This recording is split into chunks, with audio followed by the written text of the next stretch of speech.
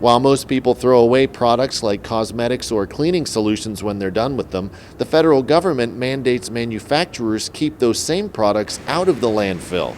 That's where Heritage Thermal Services in East Liverpool comes in.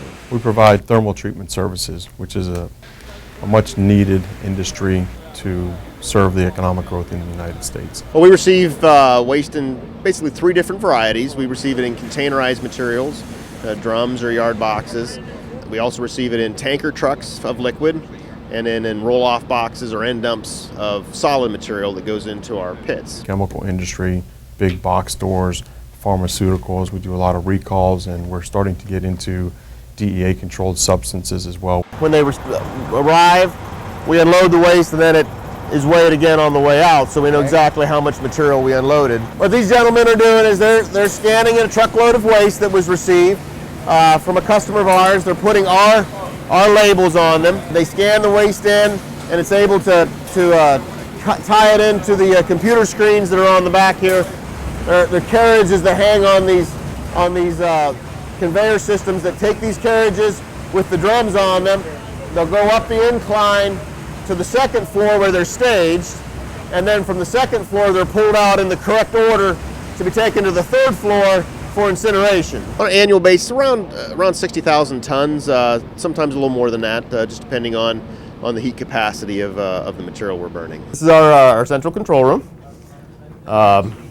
Brian is on the board. He's running all the automated equipment, all the way from tankers being unloaded in the tank farm all the way to the instrumentation on the stack. We're usually operating around 1800 degrees Fahrenheit. We can operate by our permit a little lower than that or a little higher than that, but each operator sets their conditions based on how the material is burning at the time. Focus ourselves as more of a pollution preventer. For us to exist, we need to comply with the laws generated by the United States and the local and state authorities. So we exist because of those regulations and try to prevent pollution that happened before these regulations even existed. Still, Heritage Thermal has had its run-ins with the EPA. In June, the company agreed to pay a $34,000 civil penalty because of an air and hazardous waste violation in 2013.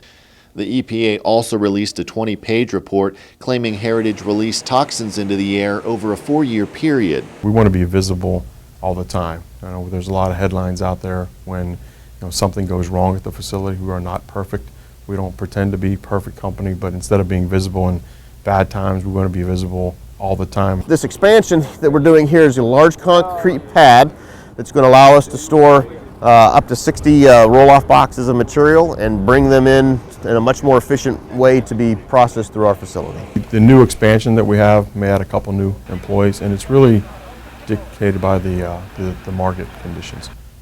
With certain regulations that come out, there's a lot of non-haz incineration. Some things are exempt for landfill, so we're really at the mercy of other technologies here, but we are gearing up for that. Obviously, there are competitors involved that are continuously expanding. We're focusing on efficiency. We'd love to get to 200 employees in the next 3 to 5 years if the business dictates that.